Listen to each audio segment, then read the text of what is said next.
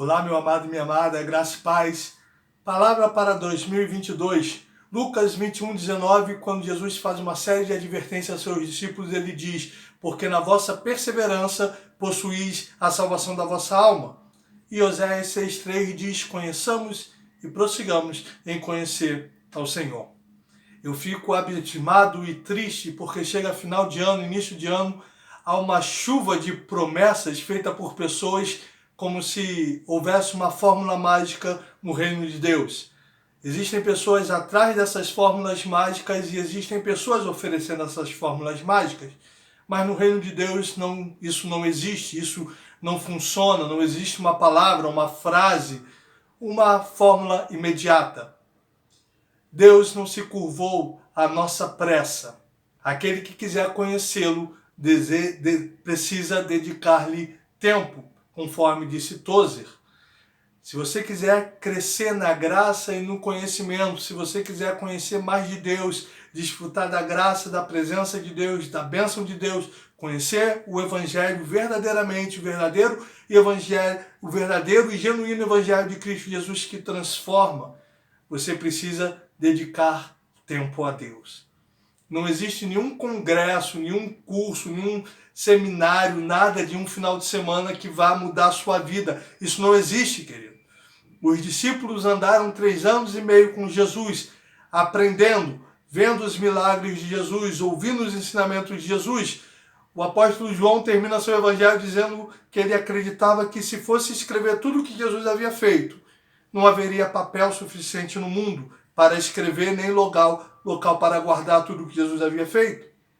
Mas depois de 3 anos e meio com os discípulos, Jesus morre, ressuscita, fica mais 40 dias com os discípulos e o último ensinamento de Jesus para os discípulos é: ficar em Jerusalém até que do alto sejais revestidos de poder. E eles fizeram isso, ficaram dias orando, veio o Pentecoste e ainda assim, depois disso, os discípulos passaram a vida orando e se dedicando à palavra. Quando o apóstolo Pedro vai criar a instituição dos diáconos, ele diz: não é certo que nós deixemos de nos dedicar à oração e à palavra.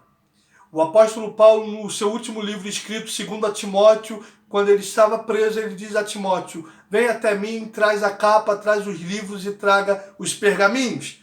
Depois de décadas servindo ao Senhor, depois de toda a revelação, depois de tudo que o apóstolo Paulo havia feito, escrito e ensinado, ele ainda queria as Escrituras.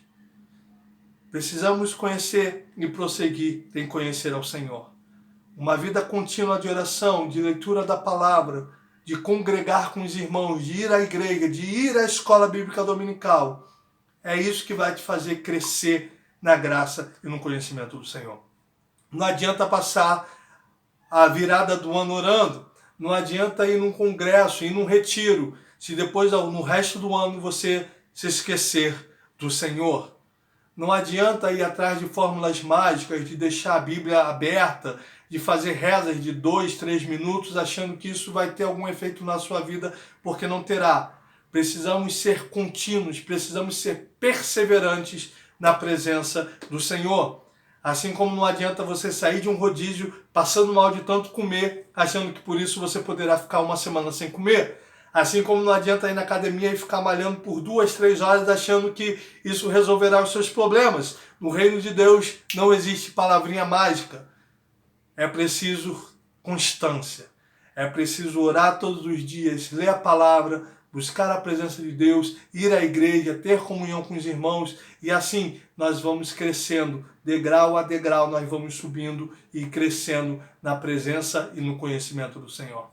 Essa é a palavra que eu dedico para você em 2022, que você seja perseverante, que você seja constante. 1 Coríntios 15:51. Portanto, amados irmãos meus, sede firmes e constantes, sempre abundantes na obra do Senhor, sabendo que o vosso trabalho no Senhor não é vão, antes a vossa obra terá uma recompensa. O reino de Deus é para aqueles que perseveram. O crescimento, o conhecimento do Senhor só vem através da perseverança. Que você persevere em 2022. E se você caiu, se você desanimou, se você se afastou, as misericórdias do Senhor são a causa de não sermos consumidos e elas se renovam a cada manhã.